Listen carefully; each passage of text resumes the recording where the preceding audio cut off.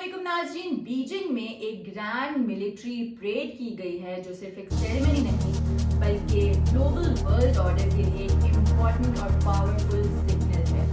इस परेड में China, Pakistan, Russia और नॉर्थ कोरिया जैसे कंट्रीज के लीडर्स ने शिरकत की है। नाज़रीन, ये परेड एक शो ऑफ पावर था जिसमें चाइना पूरी दुनिया को ये दिखाना चाहता था कि वो सिर्फ टेक्नोलॉजी और इकोनॉमी में ही आगे नहीं बल्कि मिलिट्री और ग्लोबल अलायंसेस में भी एक सुपर पावर के तौर पर सामने आने वाला है।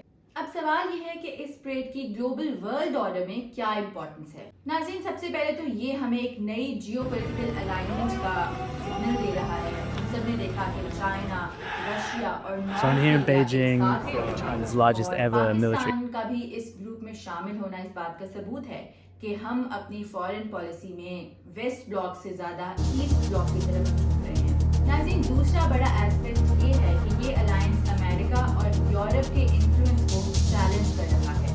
एनालिस्ट का कहना है कि ये एक सिंबॉलिक जवाब था उन सैंक्शंस और पॉलिसीज का जो अमेरिका, चाइना और रशिया के खिलाफ यूज करता आया है।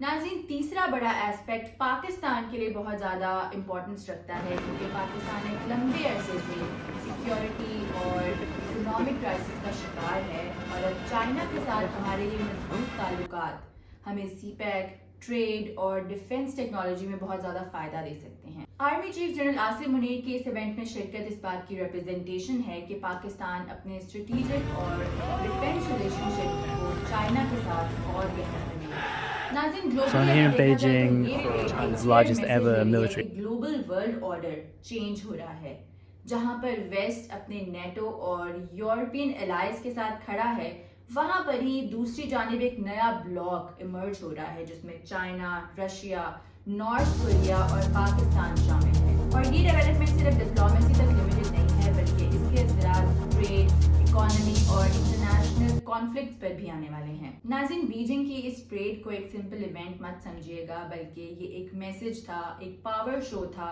ये बताने के लिए कि दुनिया अब दो मुख्तलिफ ब्लॉक्स में डिवाइड होने वाली है।